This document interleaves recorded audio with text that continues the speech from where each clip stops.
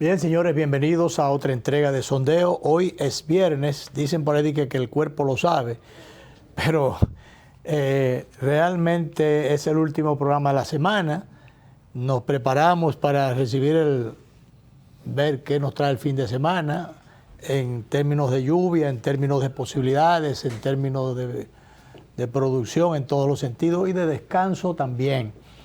Bueno, Danilo Climent, hoy me han enviado lo que se llama un viaje de libro del Archivo Nacional, y esto es producido por el prolífico... El trabajo que está haciendo Roberto Casat al frente del Archivo de la Nación es un trabajo singular, inédito y de un valor que yo espero que la patria todo se lo agradezca. Así es, por eso lo han dejado ahí tranquilo. Sí, sí. E incluso le ha dicho a más de un gobierno, si usted quiere yo me voy. Sí, No, quédeseme ahí.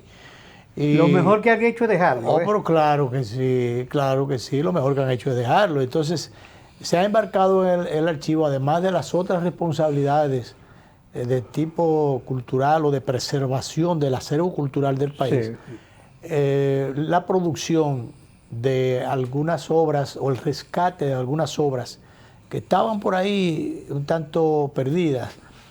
Y bueno, en ese esfuerzo, el archivo se ha buscado la colaboración del poeta Cándido Gerón, nuestro querido amigo, que yo no sé a qué hora que este hombre duerme o qué tanto que el tiempo le rinde. ¿Por qué hombre que rinde? Pues eso no tiene madre ni maestra, porque tú recuerdas, el día pasado aquí leímos... Sobre todo este rendimiento intelectual, que es el más pesado. El día pasado presentamos aquí varios de sus últimos libros, algunos de ellos editados por el Archivo General de la Nación.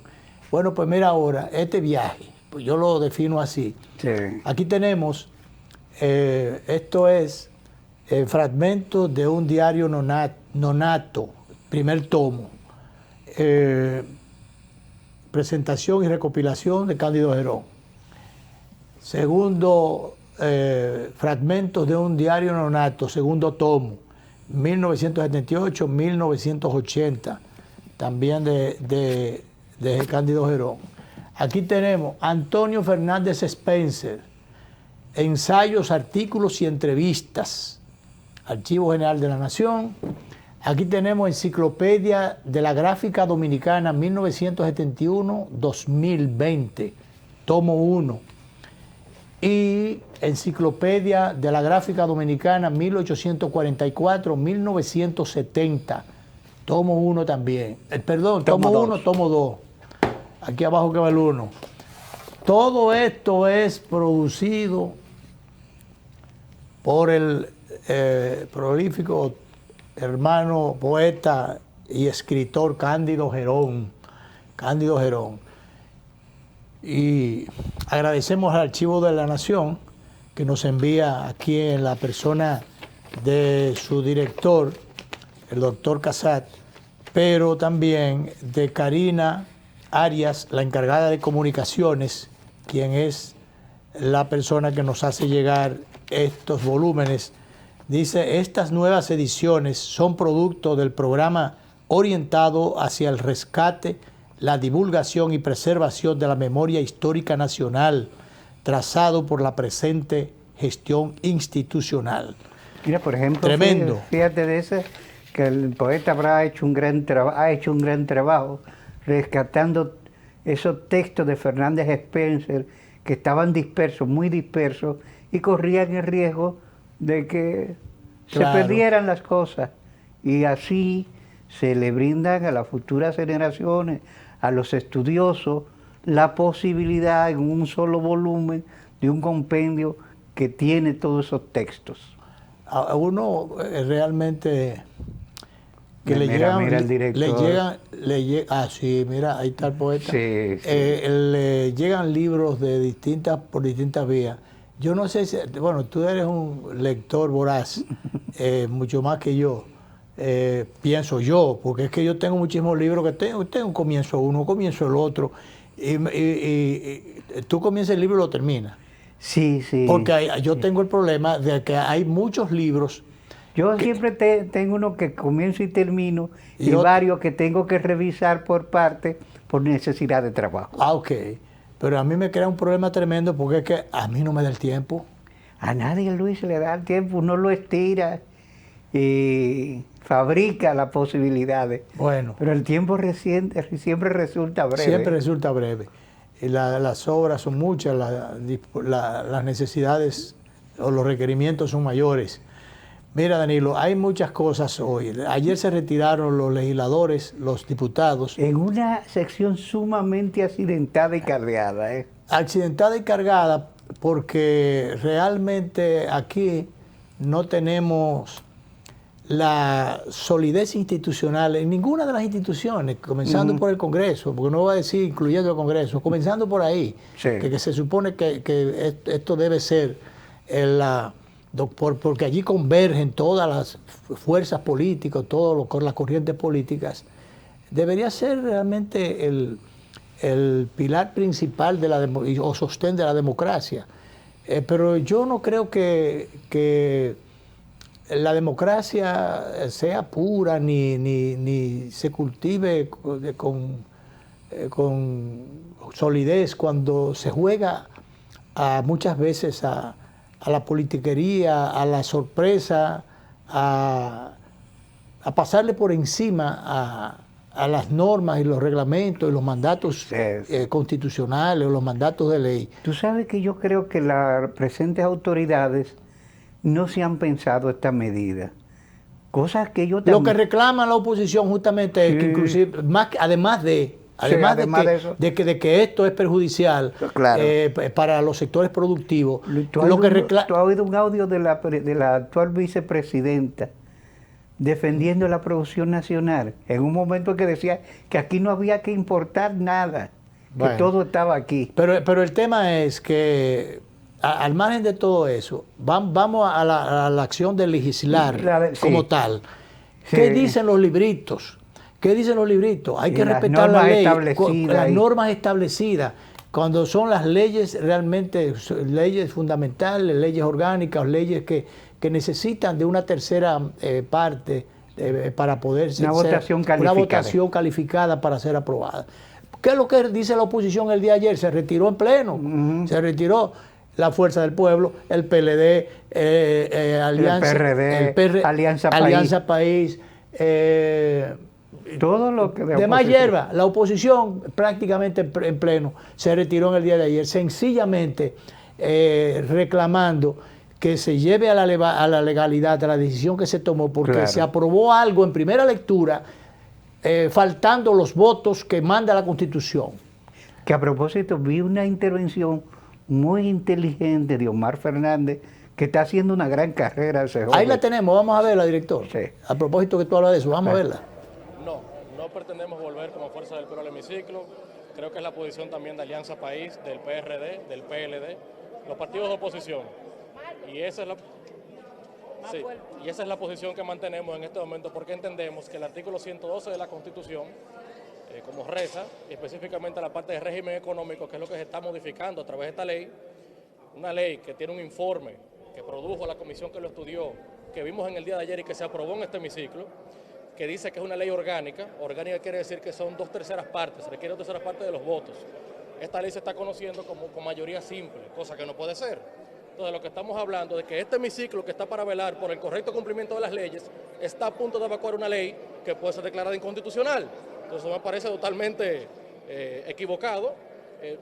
Pedimos la palabra a José Horacio Rodríguez del Partido Alianza País, Víctor Fadul del PLD, nuestra persona de la Fuerza del Pueblo. Una intervención muy interesante. Dice Omar que esa ley puede ser declarada inconstitucional. Claro. Sencillamente porque no se aprobó con la votación de las 2/3 partes.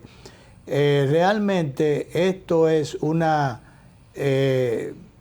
acción innecesaria para provocar un ruido. Mira cuánta juventud, qué lindo eso. Sí. Cuánta juventud hay coincidiendo, jóvenes de todos los partidos, de los distintos partidos de la oposición. Ahí está Horacio, ahí está Fadul del PLD de Santiago, ahí está Omar. Se ve que ellos delegaron en él como vocero.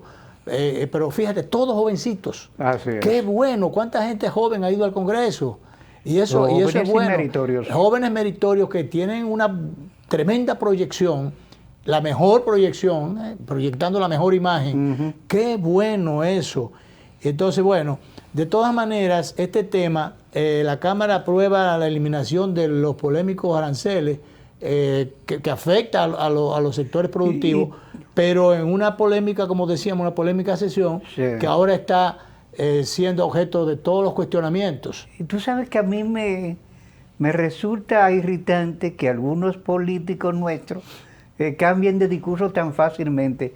Yo oí a 2 diputados. Nada más tienen que estar en la oposición para cambiar de discurso. Perdón, que estar en el gobierno para cambiar de discurso. A 2 PRVistas decir que esa ley era muy buena, porque imagínate, sustituir ese pan de agua malo que nosotros hacemos por un pan bueno, por un croissant, ese imaginas? Pan ese queso blanco malo, por queso Gouda. Óyeme. Eso no tiene madre ni maestra. Eso es terrible. Pues nosotros podemos producir croissant de calidad, claro, y queso. Hay que darle un pergamino de reconocimiento a la estupidez, una estatua a la estupidez. Entonces, a propósito de eso, me mandó Luis Ramón Rodríguez, el ingeniero Luis Ramón Rodríguez, ex ministro de Agricultura, que lo tuvimos hace poco por aquí. Él me mandó un par de párrafos que yo voy a hacer nuestro, ese contenido, porque viene muy a propósito, muy oportuno. Él, que es una autoridad sobre la materia porque fue ministro de Agricultura, es un técnico calificado en la materia.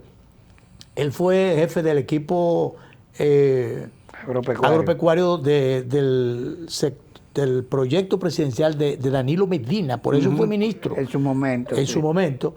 Se quedó en el camino, lo hicieron fracasar. No lo hicieron fracasar, él se fue antes de fracasar. Porque, pero lo empujaron. Pero lo empujaron porque realmente, imagínate, y incluso le renunció varias veces, pero terminó yéndose de allí porque ahí no cabía allí. Y bueno, dice él, una vez más el PRD-PRM le falta desde el gobierno a los productores agropecuarios nacionales. Este es un sector que siempre ha apoyado a ese partido desde que don Antonio fue electo presidente y ciertamente apoyó a su ministro de Agricultura y al sector. Sin embargo, con el doctor Jorge Blanco, el sector vivió uno de sus momentos más terribles, cuando impuso un impuesto de alrededor de un 30% a las exportaciones de los rubros tradicionales, café, azúcar, cacao, tabaco. Esta medida fue tan desacertada que arrebató los ya pírricos beneficios de los miles de productores de estos cultivos. Hubo subsectores como el café y el cacao que nunca se recuperaron. Luego, con el presidente Mejía, el proceso inflacionario y la depreciación del peso lanzó hacia la pobreza a miles de productores que ya la habían superado.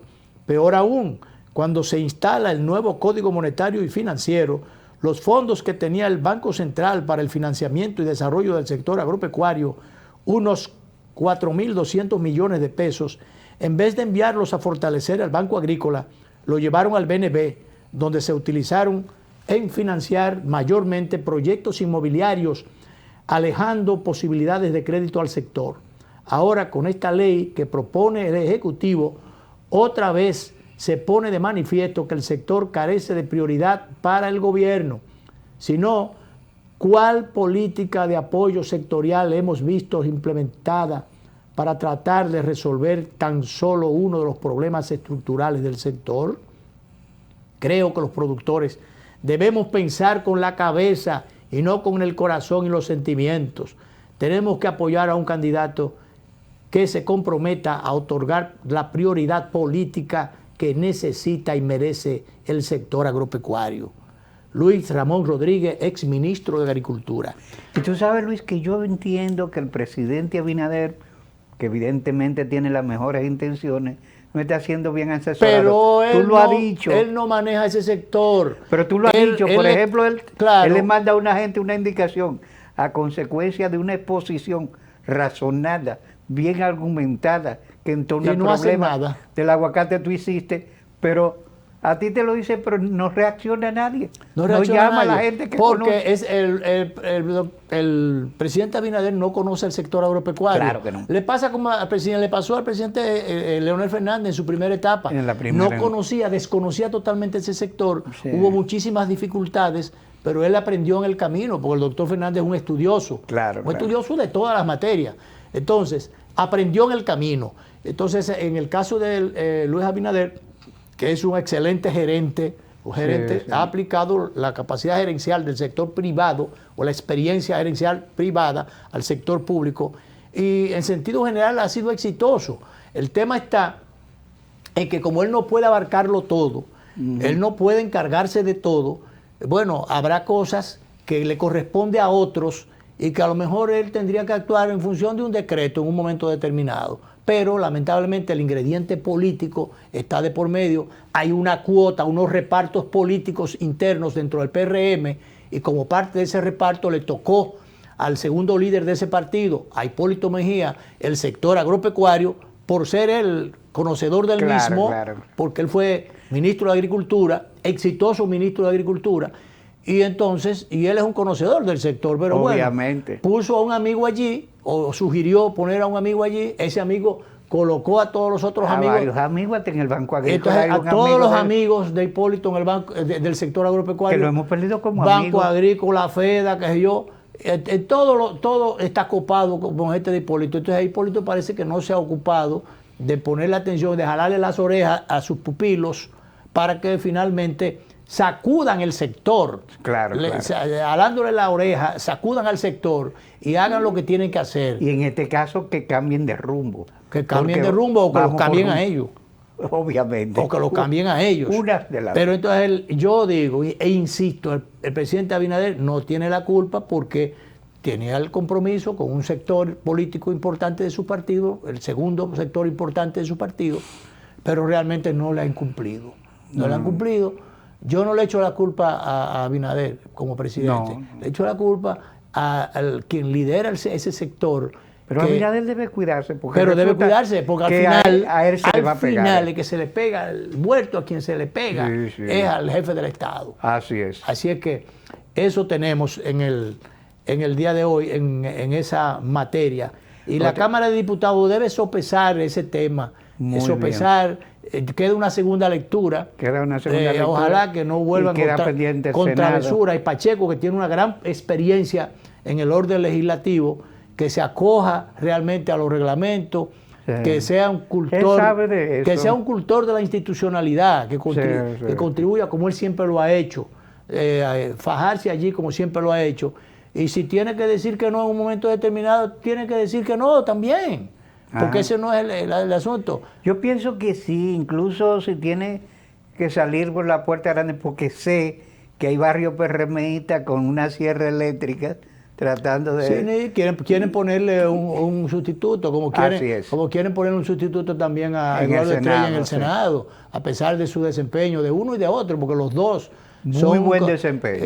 Ya Eduardo Estrella había sido senador antes y es un conocedor del sector, y es un hombre experimentado en las lides políticas y administrativas, con una experiencia en la administración pública tremenda, después de haber sido exitoso ministro de Obras Públicas, nada más y nada menos que de un gobierno del doctor Balaguer. Así es. De manera que se espera mucho de ellos y no hay necesidad de moverlos allí, a ninguno de los dos, como hay muchos aspirantes, pero sí tienen que tener, en vez de una sierra a cuesta, que tienen algunos, tener ellos un garrote a cuesta para que realmente se lo apliquen a todo, en términos figurados, a todo el que tenga que aplicárselo. Así es. Y defendiendo la institucionalidad, sobre todo, y defendiendo los sectores productivos. Sí.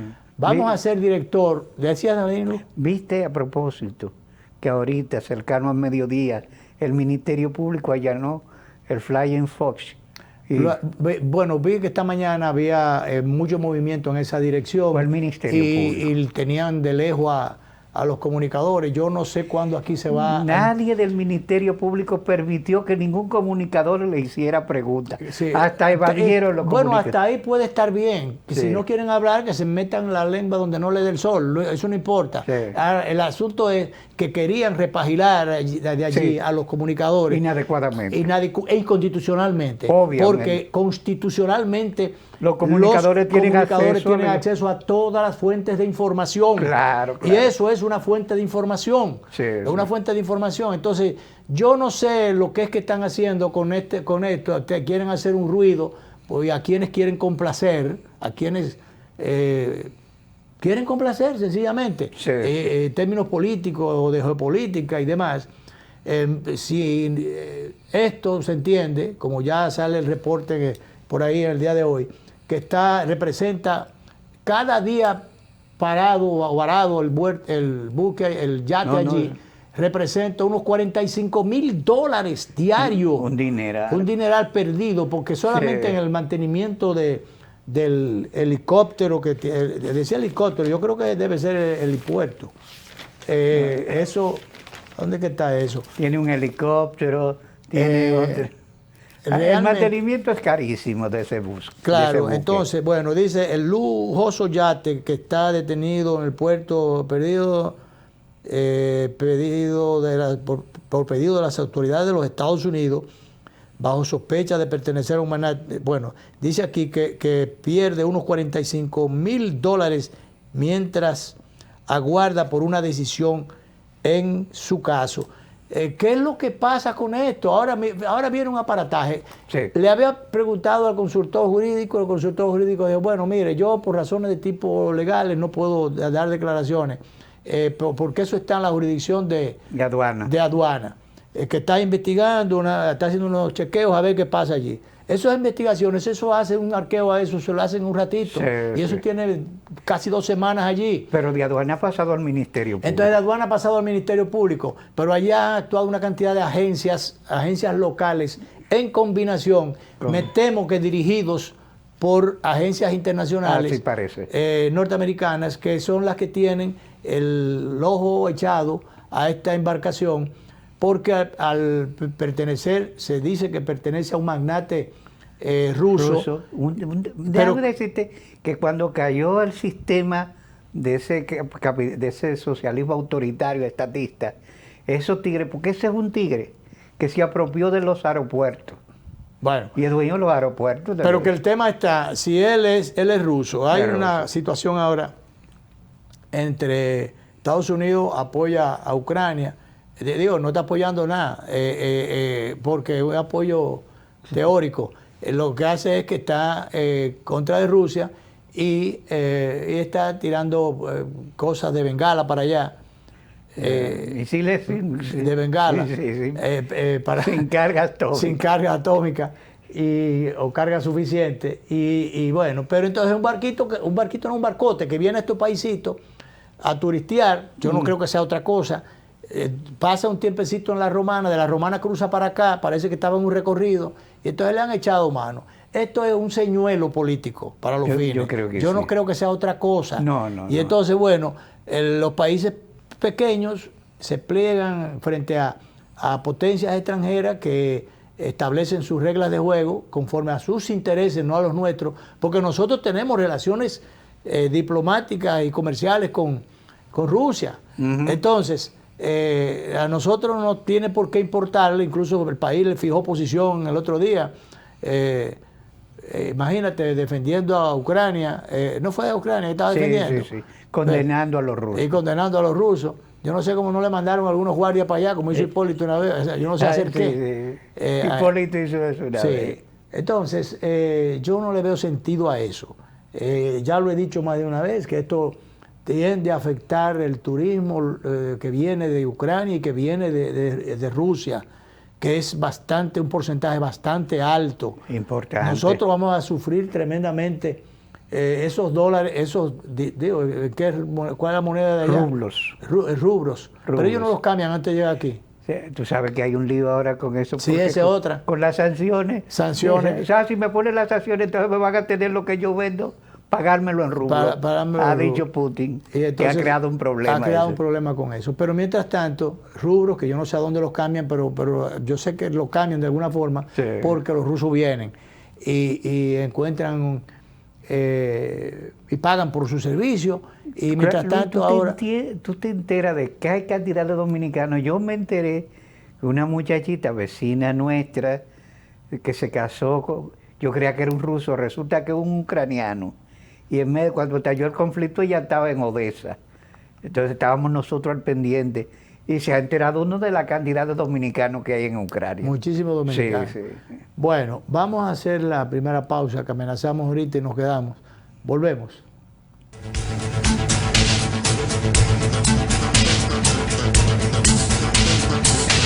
Para una madre es bien difícil querer que su hijo empiece un tratamiento y que no lo pueda hacer porque no tiene los recursos.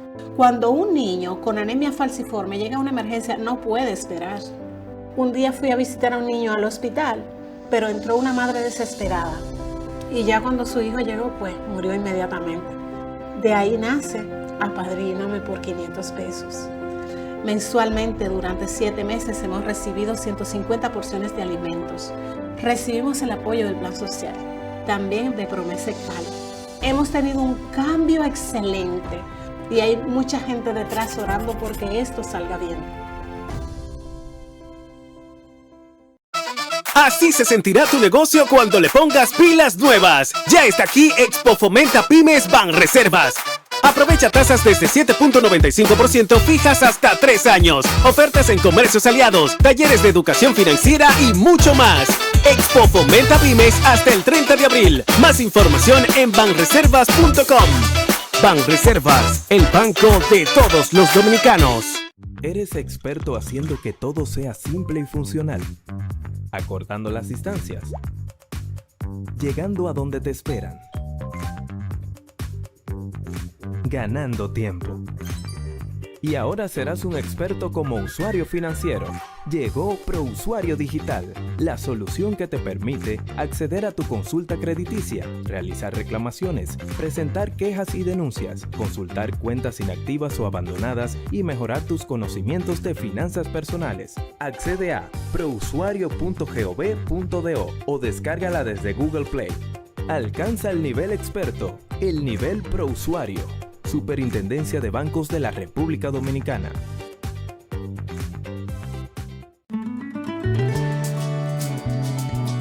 Si lo quieres intentar y te quieres liberar, una frase te diré: solo se vive una vez. ¿Cuándo fue la última vez que soñaste? Que te atreviste a hacer lo que pensaste, te decidiste y lo intentaste. Y qué bien cuando lo lograste. Si me detengo a calcular, a planificar, ahora es tiempo de empezar. Sé que lo puedo lograr, mi sueño puedo realizar con el Banco Popular. Solo se vive una vez. Siempre a tu lado estaré. Banco Popular, a tu lado siempre. 3 de las zonas cafetaleras más fértiles del país dan origen a 3 cosechas especiales que hoy brindamos con todos los dominicanos. Desde Barahona nos llega el café Perla Roja, con aroma a caramelo y notas de roja fruta tropical. Rancho Arriba nos brinda el café Suardí, con aroma a chocolate, nueces, especias y tonos florales. Y desde nuestra cordillera central, el café Gran Sierra, con perfumado aroma y notas afrutadas. Con el nuevo café Santo Domingo Gran Origen y sus variedades Perla Roja, Suardí y Gran Sierra, estamos orgullosos de continuar llevando a los hogares dominicanos lo mejor de lo nuestro.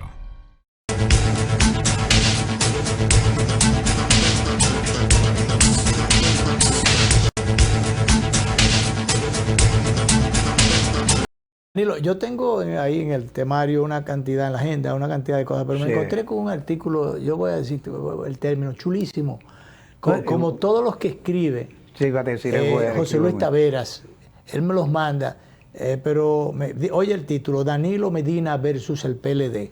Entonces él dice que después que define que Danilo es el dueño del PLD, la lealtad a su liderazgo es premisa implícita para ocupar un asiento en el comité político. A los viejos dirigentes no les provoca controvertir al líder. ¿Qué garantía, qué ganarían? Dice, estuvieron en el poder y vivieron de él gracias a Medina.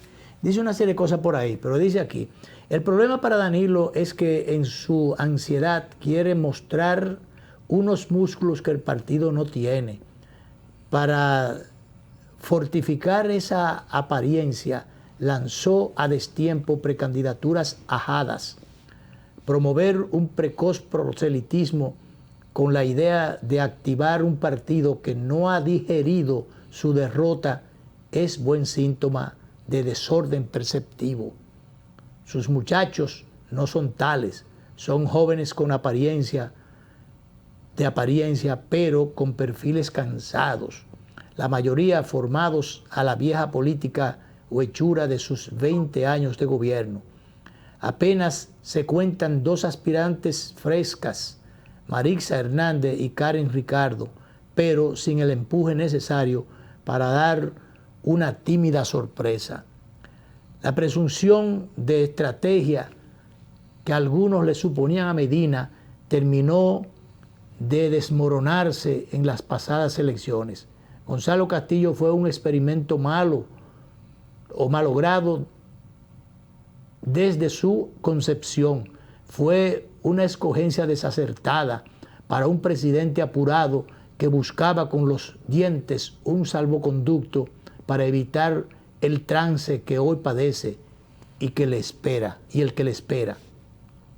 Medina se dispone a tropezar con la misma piedra y será peor porque Gonzalo tuvo a su favor, además de todos los medios del gobierno, un periodo muy corto para revelar lo que era. Lo poco que mostró fue suficiente para desestimarlo electoralmente. Estos precandidatos, los de ahora, en cambio, ya están en el ruedo. Algunos empiezan a descartarse en la antesala del debate. Entre todos no se arma una proposición consistente. Reaccionan con críticas emotivas, sueltas, quebradizas. Es difícil sostener una candidatura auspiciosa con una comprensión política tan desvertebrada. La sociedad ha cambiado y sabe. Bueno, he seguido leyendo porque uno va entusiasmándose. El partido refleja así el temperamento perturbado del líder, enojado, soberbio y abstraído. El PLD debe superar a Medina y buscar su identidad. No tiene otro camino. Lo que no sabemos es si existen esas determinaciones. Finalmente, me parece que más que volver al poder, el reto del partido es superar a Danilo Medina. El reto no es volver al poder, es superar a Danilo Medina. Pues tú sabes que yo entiendo personalmente. Qué interesante. Sí, que Danilo no tiene el bagaje para ese nivel de liderazgo superior. Los de esos son los mandos medios. Y en estos momentos, para los PLDistas y para el PLDismo y para el PLD, el liderazgo de Danilo representa un fardo pesado, claro, que le crea problemas y va a dificultar su recomposición si es que la logra. Pero aquella vez él sí podía mantenerse porque tenía la capacidad de los decretos, de firmar decretos. Estado, puede hacer como jefe cosas del Estado. Y por eso se adocenaron allí. Tú dijiste que un amigo te dijo que el Estado da para mucho. Sí. Y de verdad da para mucho. Ahí Danilo quiso demostrarlo. No, pero eso lo dijo, ese fue otra persona de fuera que dijo que siendo pragmático, el Estado alcanzaba para mucho, era para resolver, no era de buen, lo decía en el buen sentido de la expresión. Eso fue en el mejor de los sentidos. En el mejor de los sentidos, eso fue pero otro amigo. Pero te estoy diciendo que Danilo lo cogió desde el lado contrario. El Estado da para mucho, para robar mucho, para coger mucho, para hacerse rico, si se va a eso. Pero el Estado da para mucho, para resolver muchas cosas, para muchos casos, incluso para auxiliar a mucha gente indefensa, para muchos programas sociales, para programas de desarrollo, de modernización, para hacer una gestión que realmente sea histórica. Da para todo. O para no hacer nada y fracasar, salir de allí con un, ¿cómo te digo? Con un bardón. Sí, y no poder sacar la cara, no poder... Que a propósito, he visto yo a una gente poniendo los letreros de que Danilo va para la calle.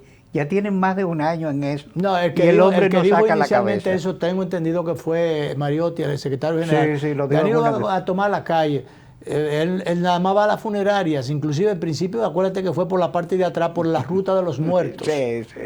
Por la ruta de los cadáveres. Así es. Por ahí fue que entró la primera vez. Y tuvo por un compromiso ya algo de tipo, bueno, tuvo que ir, pero bueno, ahora lo vimos recientemente, pero solamente se le ve en las funerarias o en el partido donde está rodeado de sus comelitones, de toda su gente que le agradece o le tiene que obedecer por una cosa o por la otra, o quiere buscar una tajada del poder partidario cobijándose en su sombra. Bueno, hay gente que entiende que el PLD no tiene posibilidad y quiere sobrevivirle al mismo Danilo, y apoyándose en Danilo ha estado buscando un posicionamiento en el alto liderazgo, esperando que en algún momento Danilo entre en razón y se haga a un lado, porque Danilo debe hacerse a un lado. Como para lo el bien dice ahí del PLD. Luis Tavera, hacerse a un lado, pero si no, el partido es que debería echarlo a un lado, porque realmente el partido debería preservarse como institución. Los hombres pasan, las que quedan son las instituciones. Claro. Entonces, bueno, el PLD pudo, en las manos de Danilo, haber fracasado y haberle fallado a este pueblo, haberle fallado a Bosch y a los principios instituidos por pero el partido pudiera sacudirse. Ahora, con Danilo y con esa claque no se va a sacudir, no se va a renovar. En un momento Danilo se cegó tanto, el momento aquel en que él dijo, lo que ocurre es que lo estoy haciendo mejor que él. Claro. Y lo estaba haciendo peor. Él lo estaba haciendo peor. Lo estaba haciendo peor. Y él no veía que lo estaba haciendo peor, tanto en la dirección de la cosa pública, como la misma orientación que le estaba imponiendo al partido, orillando a un líder, retorciendo las cosas. Y si tú en tu entorno te rodea de buenos y de malos, pero tú escuchas tanto a unos como a otros, tienes la oportunidad de que sin que en un momento determinado los malos se sobrepongan o se impongan a los buenos, si tú oyes a uno y a otro, tú tienes la oportunidad de oír distintas campanas y establecer un equilibrio y estar debidamente enterado. Porque ¿cómo era que no podía enterarse de las cosas, de las diabluras que hacían y que cometían muchísimo de la gente de su entorno? Incluido de su hermano, que él no sabía que era el suplidor del Estado. Entonces, esas cosas que todavía retumban, resuenan y que todavía están en los tribunales, porque todavía no han sido... están siendo juzgadas, pero bueno, están en los tribunales, pero todavía no se ha entrado a juicio de fondo. Entonces no han sido juzgados esas cosas.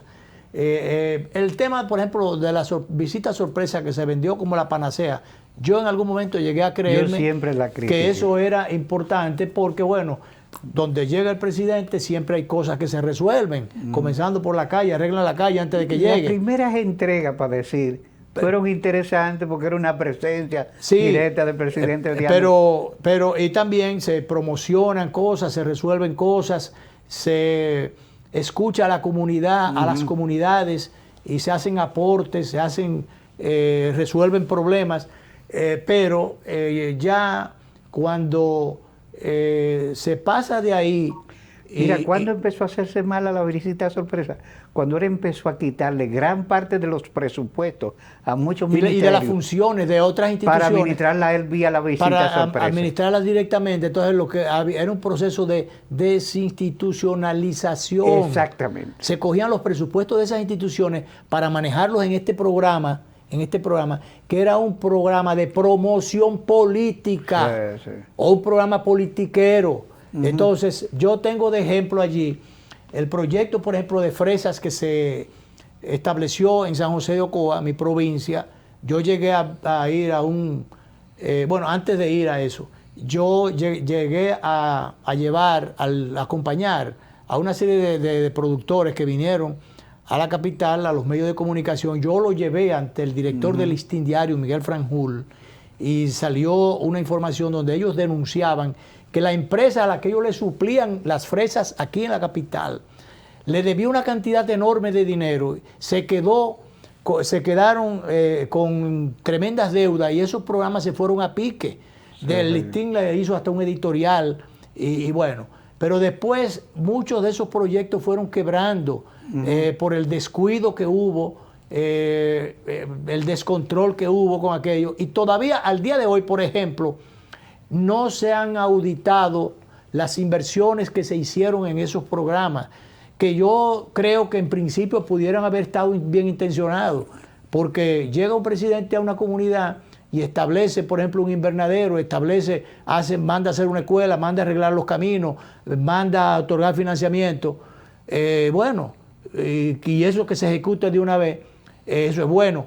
Lo malo es que eso es sin ninguna programación, eso sale de los presupuestos o el dinero sale de los recursos de las otras instituciones y entonces, como tú decías ahorita, se desmembra el funcionamiento de esas instituciones, desnaturaliza las instituciones y parte de eso fue lo que se consiguió con esto. Después se ha visto, todavía eso no, como te he dicho, no ha sido juzgado, no ha sido auditado, no ha sido escrutado debidamente, pero allí se va al fondo, salen macos y cacatas de allí. Y realmente fue un programa realmente politiquero, programado con una visión populista y política, para provecho político, para no decir propiamente reeleccionista, porque de ahí y de esas promociones tempranas sugeridas por González, ¿cómo es que se llamaba el teórico aquel? Brasileño. El brasileño asesor Joao Santana.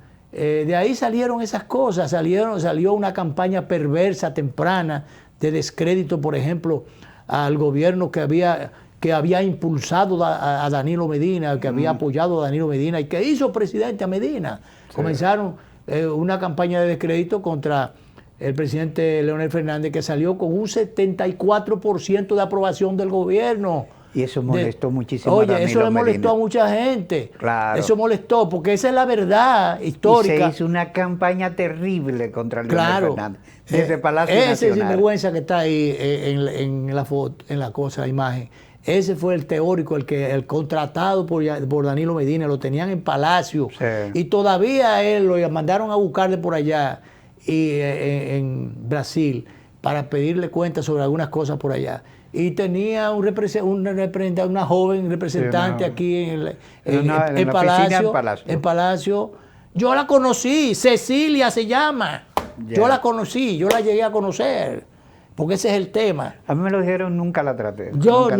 Bueno, la llevaron a un acto, a un sitio donde yo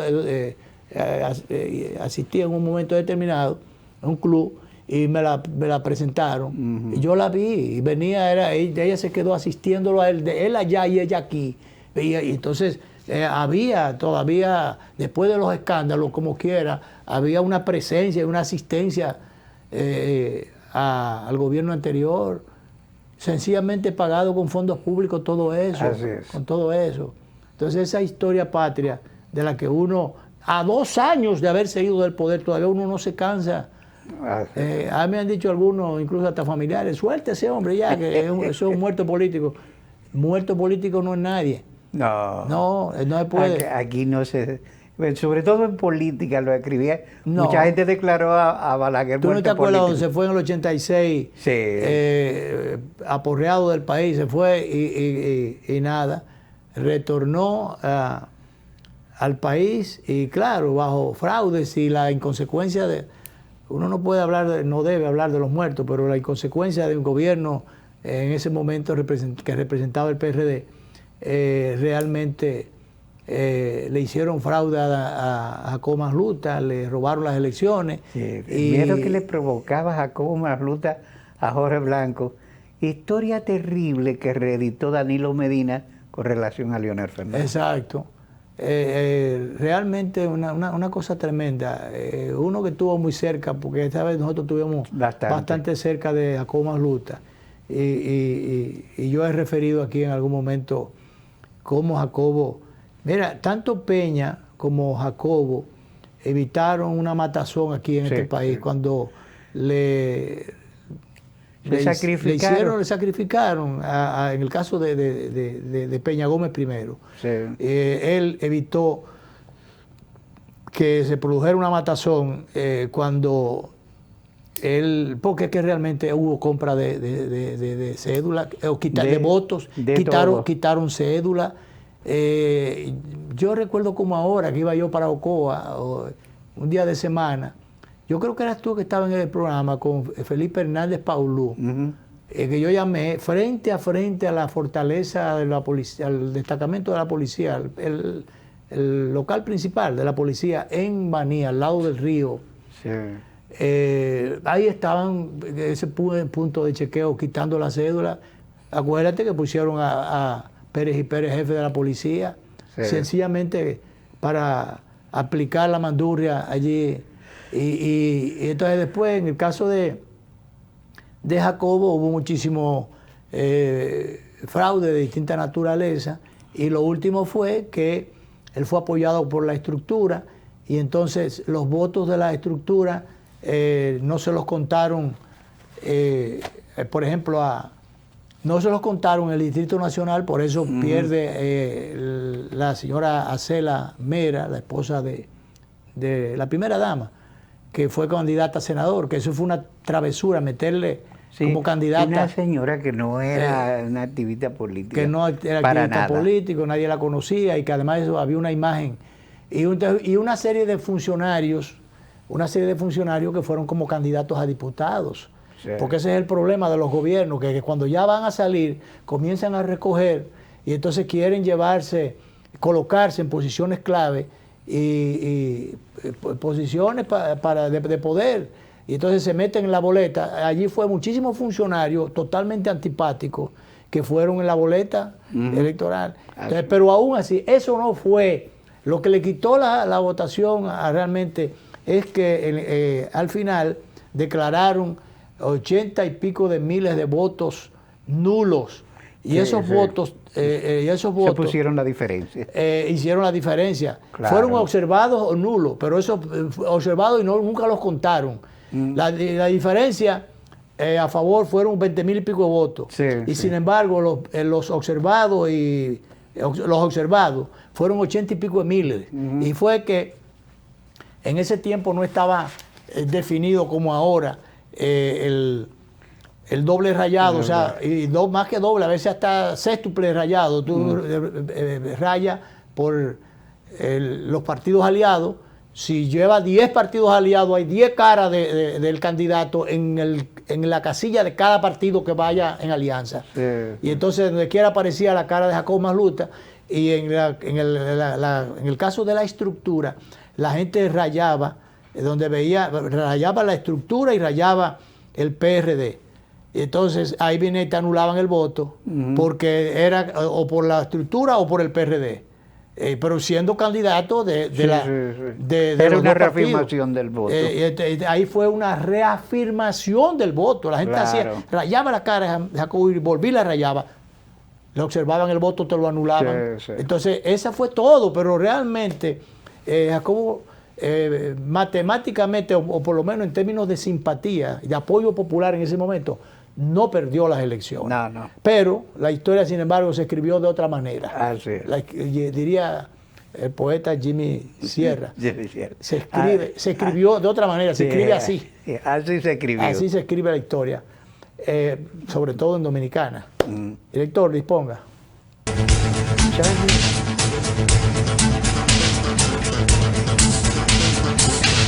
El turismo no estaba entrando aquí a Samaná. Era muy mínimo. La pandemia y la situación del peaje fueron dos cosas difíciles. El peaje sombra, le han quitado los precios, está entrando más turismo aquí a Samaná, más personalidades, no solamente yo, sino todo Samaná, todas las comunidades como Las Galeras, La Terrena, todo el sector turístico, le estamos dando gracias a Dios. Estamos muy satisfechos, orgullosos. Aquí hubo un cambio, yo diría 100%. Nuestro señor presidente, que Dios lo bendiga mucho, nos ha facilitado muchas cosas aquí. Ahora nos dará gracias a Dios todo el mundo aquí en Samaná. Estamos felices en la vida.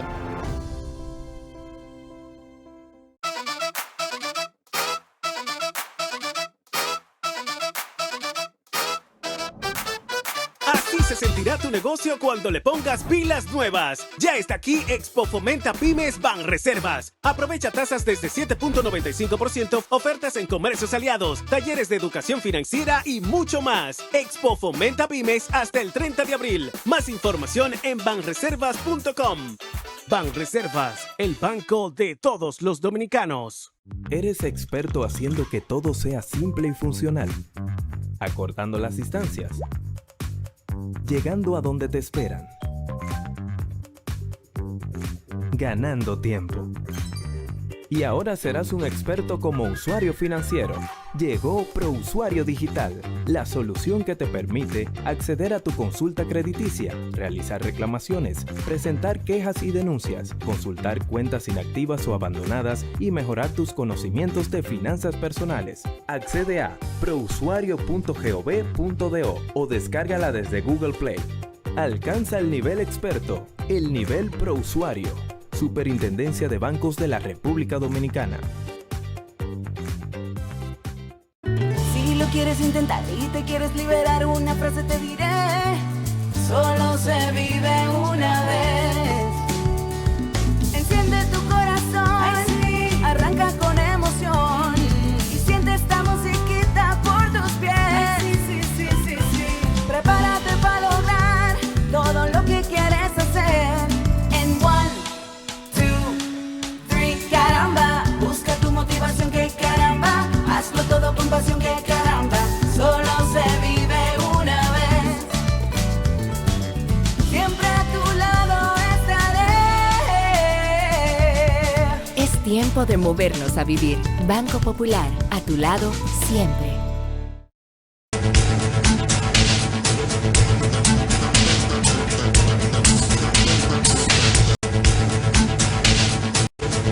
Bueno, tenemos, Danilo, la DEA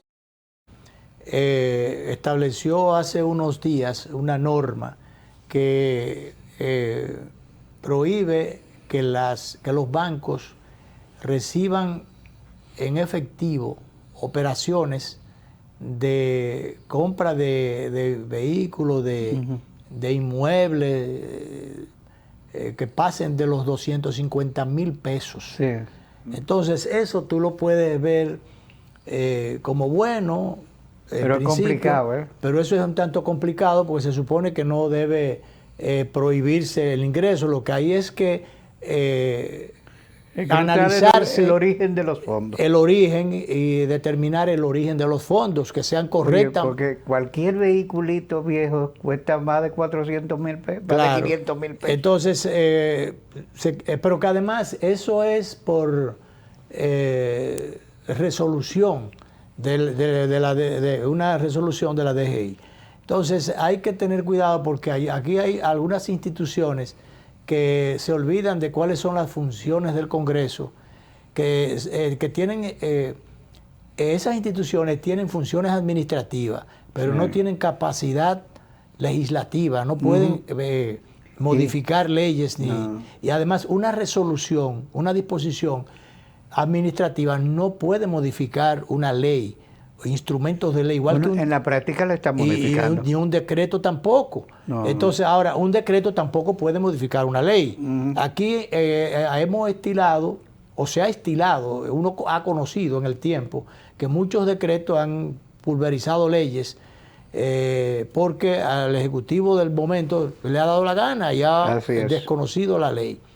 Bueno, así mismo pasa con la resolución del Ministerio de Trabajo, que tiene que ver con iniciativas que propenden a a recuperar derechos y demás, mejorías para el sector del servicio doméstico. Eso tiene sus más y sus menos, como yo he dicho que aquí. Ahí están buscándose un ruido que es innecesario. Un ruido innecesario porque ya van a crear un problema. Decía incluso nada más y nada menos que Servio Tulio Castaño, dice el presidente o director ejecutivo de la FINJUS, dice que se está modificando con resolución aspectos importantes del Código Laboral. O sea, tú no puedes modificar con una resolución, modificar aspectos de leyes, en este caso el Código Laboral. Entonces hay que tener cuidado con esto, porque fíjate, se ha establecido que, por ejemplo, para ese caso de el caso de la resolución que busca regularizar o regular el servicio doméstico, se quiere que se inscriban en la DGI las familias. Tendrían que estar, ¿dónde es que está esto? Tendrían que estar, aquí está, familias deberían registrarse en la DGI para incluir domésticas en la seguridad social. Entonces, hay que ser cuidadoso. El tiempo lamentablemente se nos ha complicado. Pero ahí se está creando un ruido innecesario y se puede crear un problema mayor y ninguna solución. Mira lo que dice Servio Tulio Castaño. La resolución derogaría el contenido del régimen especial para el trabajo doméstico del Código de Trabajo. Hoy, ¿cómo tú vas a modificar una ley con una resolución? Y mira que Luis Miguel es abogado y es muy bueno. Muy bueno. Pero se supone que el ministro no es que maneja todo. Tiene sus áreas, cada departamento. ¿Hay alguien asesoró más? No a él, a la institución. Sí, porque sí. Luis Miguel es muy buen abogado, muy bueno, contratado. Tiene su muy equilibrado. Tiene su oficina de abogados privados, muy bien, que le va, gana más su oficina que lo que gana como ministro. Sí. Es un hombre equilibrado, y entonces, lo conocemos muy bien. Pero esto se queda todavía trunco porque tenemos que seguir sobre ese tema. Pero lamentablemente hubo un artículo muy bueno ayer en la página 2 del Diario Libre, pero yo no lo tengo en el día de hoy. Se nos queda corto el tiempo, en el tema con el tiempo, pero el tiempo es el que manda y nos vamos a encontrar el próximo lunes cuando estaremos en otra entrega de Sondeo.